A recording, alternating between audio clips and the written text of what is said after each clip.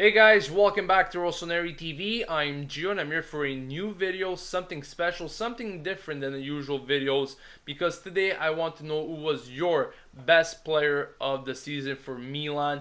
And obviously it was a pretty disappointing season all around. However, I do believe that certain players stood out from these negative performances, and they saved us from further embarrassment. So pretty much how this is gonna work, I'm gonna nominate 4 candidates for the best player of the season award for the Rossoneri TV subscribers, and your job is to vote down below in the comments section to see who will be the ultimate best player of the season. So also I decided to choose one player from each position. So there's going to be one goalkeeper, one defender, one midfielder, and one forward. So let's start off with the goalkeeper. I chose Gianluigi Donnarumma. The now 17-year-old started the season with low expectations, as he was the third goalkeeper at the beginning of the season behind Diego Lopez and Christian Abbiati. Now, he debuted against Sassuolo back in October with a 2-1 win, and then he went on to play 30 straight games in total this season, recording 11 clean sheets in the process. He was possibly one of the main reasons as to why we even managed to earn 7th place, in my opinion. He made so many spectacular saves that saved us from further embarrassment, and also throughout the season he really learned how to cope with such great pressure. For a 16-year-old to be able to handle this team on his back is something unbelievable and spectacular all along. He always stepped up for his team when he needed to, and I do believe that this guy is the future of goalkeeping in Italy and at Milan.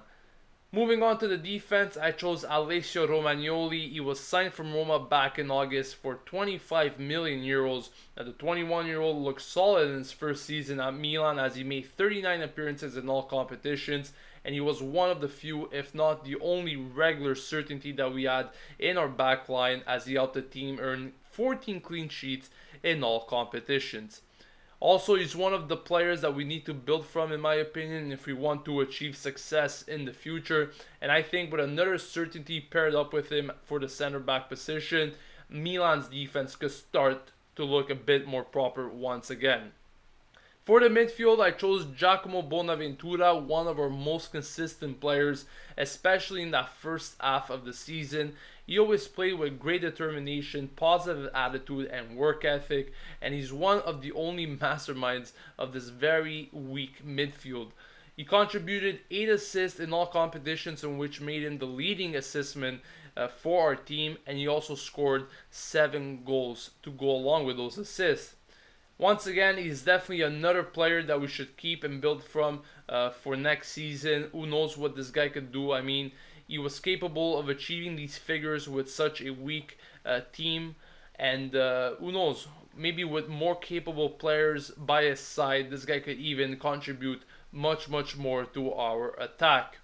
Finally, for the forward, I went with Carlos Bacca, the top scorer of our team.